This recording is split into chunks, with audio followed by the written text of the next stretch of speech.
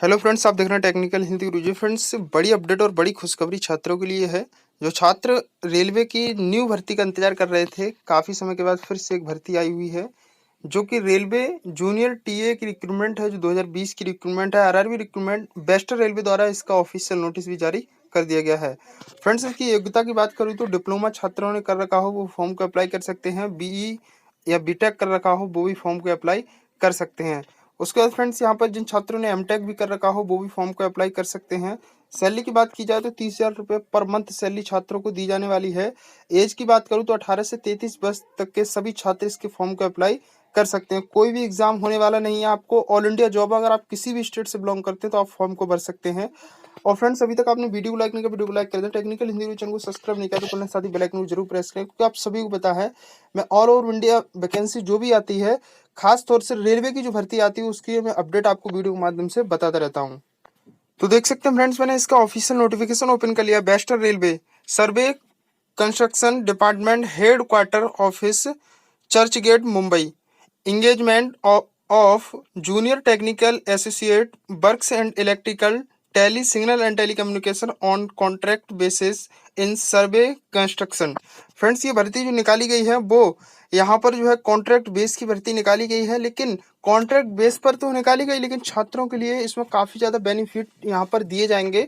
तो यहाँ पर देख सकते हैं आप, नोटिफिकेशन नंबर भी देख सकते हैं। 22/7/2020 की डेट में नोटिस जारी हुआ था। यहाँ पर आप देख सकते हैं इसके जो फॉर्म भरे जाएंगे वो 24/7/2020 से भरे जाएंगे सुबह 10 बजे से, और 22/8/2020 तक इसके फॉर्म भरे जाएंगे। यानी कि पूरा एक महीना इसका फॉर्म भरा जाएगा। 22 अगस्त तक इसके फॉर्म भरे जाएंगे। उसके बाद इस नोटिस को डाउनलोड करना चाहते हैं तो यहाँ पर वेस्टर्न रेलवे की वेबसाइट पर जाएंगे, न्यू एंड रिक्रूटमेंट पर जाएंगे, कॉन्ट्रेक्चुअल जेई यहाँ पर कांस्टेंट एंगेजमेंट पर जाएंगे तो वहां से इस नोटिस को डाउनलोड कर सकते हैं। और मैंने इसकी लिंक भी डिस्क्रिप्शन में दे दी है, वहां से क्लिक करके भी नोटिस को डाउनलोड कर सकते हैं। साथ ही इसके फॉर्म को अप्लाई करने की भी लिंक मैंने डिस्क्रिप्शन में दी हुई है। फ्रेंड्स, यहाँ पर इंपॉर्टेंट में दिया है कि जब भी आप इस फॉर्म को भरें तो केयरफुली इस नोटिफिकेशन को पूर्ण रूप से पढ़ लें, और फ्रेंड्स इसके एप्लीकेशन को तभी आप भरिएगा। यहाँ पर बोला गया है कि फ्रेंड्स अपनी ईमेल आईडी, जो भी ईमेल आईडी आप वैलिड ईमेल आईडी पर ही जो है इसमें सबमिट करें। जब फॉर्म भरते समय आपको एक ईमेल आईडी ऑप्शन देखने को मिलेगा, वहाँ पर जो ईमेल आईडी दें वो वैलिड ईमेल आईडी होनी चाहिए, क्योंकि जब आप ईमेल आईडी देंगे वहाँ पर तो जो भी इन्फॉर्मेशन होगी आपकी ईमेल आईडी के माध्यम से ही आपको बताई जाएगी। उसके बाद फ्रेंड्स, यहाँ पर आप देख सकते हैं junior technical associate work electrical tele signal and telecommunication.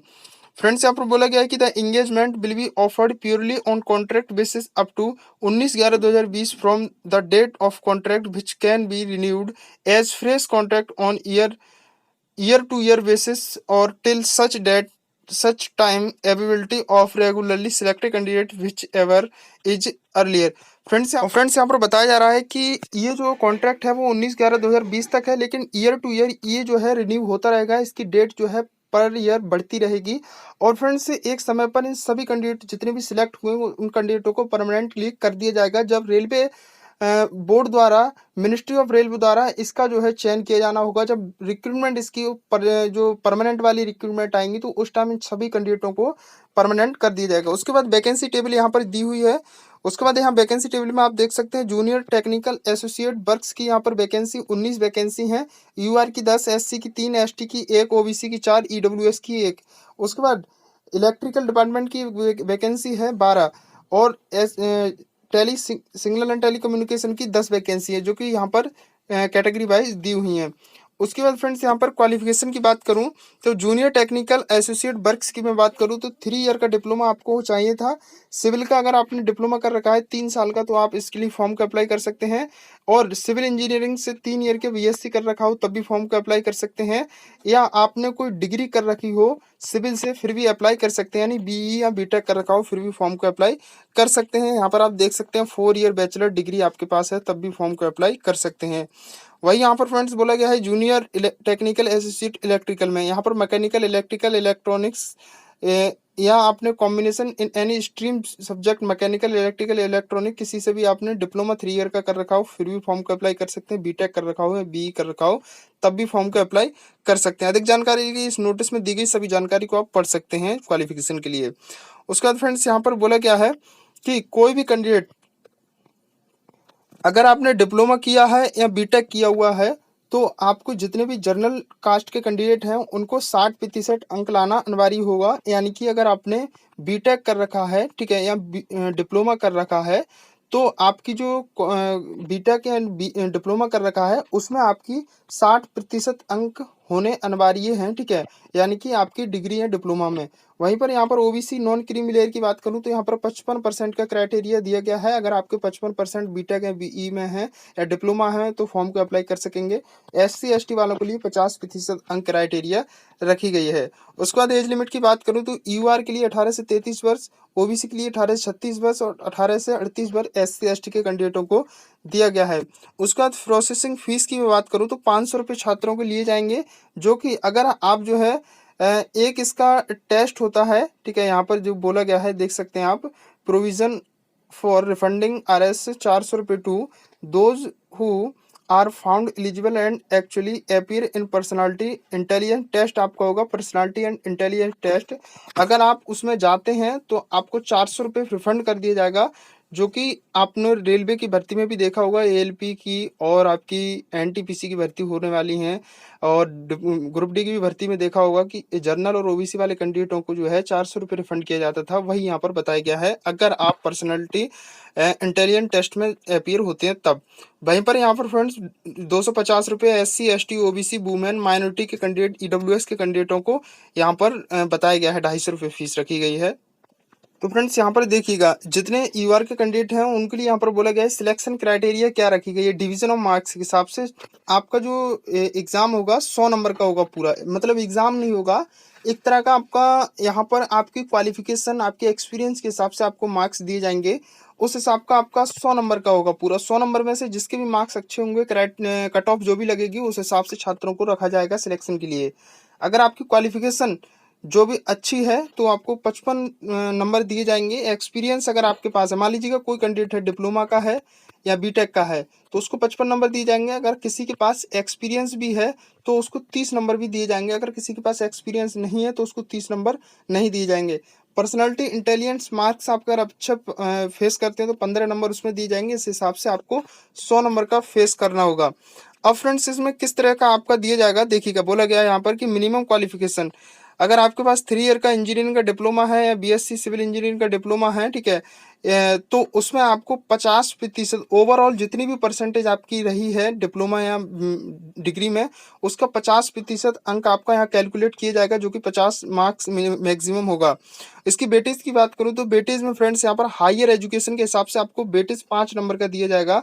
उसके बाद देखिएगा जिस तरह से यहाँ पर अगर किसी के डिप्लोमा से फॉर्म को भर दिया है, ठीक है, अगर कोई बंदा बीटेक किया हुआ है और कोई बंदा एमटेक किया हुआ है, ठीक है, डिप्लोमा अगर कोई बंदा किया हुआ है तो उसको ये नहीं दिया जाएगा।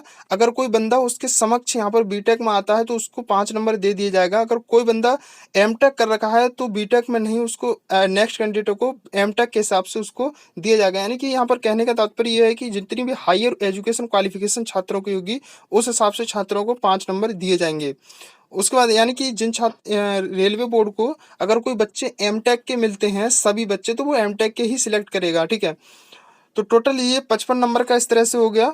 अगर किसी के पास एक्सपीरियंस है सिविल इंजीनियरिंग में, ठीक है, तो उसको 30 नंबर दिया जाएगा यहाँ पर, ठीक है, उस हिसाब से। उसके बाद यहाँ पर जो एक्सपीरियंस की बात कही गई है, अगर किसी के पास सिविल इंजीनियरिंग फील्ड में 1 साल का एक्सपीरियंस है तो 30 नंबर उसको दिए जाएगा, ठीक है। अगर रेलवे में किसी ने रेलवे में, ठीक है, यहाँ पर रेलवे के अलावा अगर आप किसी ने किसी और क्षेत्र में, मान लीजिएगा किसी ने कोई बिल्डिंग वाले काम में जैसे सिविल वाला इंजीनियर होता है, कोई हाईवे के काम पर इंजीनियर होता है, तो वहाँ पर अगर उसके पास एक्सपीरियंस है तो वो 20 नंबर उसको दिया जाएगा। अगर किसी के पास रेलवे में एक्सपीरियंस है, रेलवे में 1 साल का एक्सपीरियंस, तो उसको 10 नंबर यहाँ पर इस तरह से दिया जाएगा। तो यहाँ पर एक्सपीरियंस का इस तरह से नंबर यहाँ पर डिवाइड किया जाएगा और डिस्ट्रीब्यूट किया जाएगा।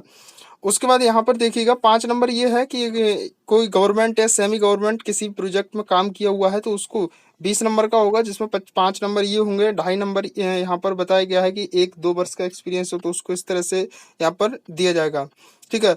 और यहाँ पर बोला गया कि 2000 हैविंग सेड CAM इस तरह से यहाँ पर प्रोजेक्ट मैनेजमेंट का वर्क किया है तो 10 नंबर यहाँ पर एक्सपीरियंस के आपको दिए जाएंगे।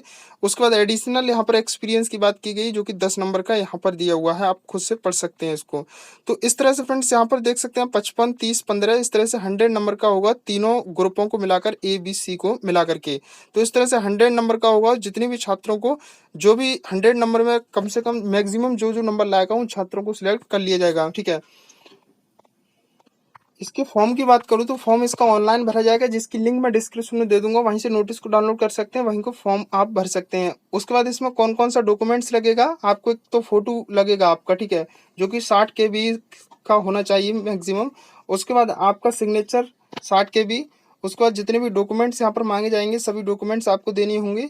हाई स्कूल की मार्कशीट आपको देनी होगी, ठीक है। आपने डिप्लोमा डिग्री जो भी कर रखा हो उसका marksheet. SC ST OBC minority EWS के कैंडिडेट हो तो इसमें आपको अपना जाति प्रमाण पत्र देना होगा।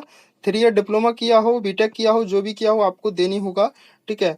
उसके बाद इंपॉर्टेंट इंस्ट्रक्शन यहाँ पर दिया हुआ है, आप इसको रीड कर सकते हैं। सैलरी की बात करूँ तो सैलरी में फ्रेंड्स अगर आप जेड क्लास में क्वालिफाई सिलेक्ट हो जाते हैं तो आपको 25,000 रुपये पर मंथ सैलरी दी जाएगी। बाई में हो जाते हैं तो 27,000, एक्स में हो जाते हैं तो 30,000 पर मंथ सैलरी होगी। बकाया आपको यहाँ पर PF वगैरह जो कुछ भी होता है सभी आपको TDA वगैरह दिया जाएगा, ठीक है। तो इस तरह से फ्रेंड्स इस फॉर्म की कुछ क्राइटेरिया रखी गई है। मेडिकल की बात करूँ तो मेडिकल इसमें फ्रेंड्स आपका C1 मेडिकल स्टैंडर्ड होगा, और कोई यहाँ पर चश्मा वगैरह लगाता है तो वो भी इसमें जो है सिलेक्ट हो जाएगा। ट्रेनिंग की बात करूँ तो ट्रेनिंग भी छात्रों को दी जाएगी, ठीक है। ट्रेनिंग के बाद उसके बाद आपको जो है यहाँ पर कॉन्ट्रैक्ट बेस रखा जाएगा, और आगे चलकर ये सभी परमानेंट भी हो जाएंगे, ठीक है। तो इस फिलहाल इस वीडियो में इतना था, और आपको इसके फॉर्म को डाउनलोड करने के लिए लिंक डिस्क्रिप्शन में होगी, फॉर्म भी वहीं से आप डाउनलोड कर सकेंगे।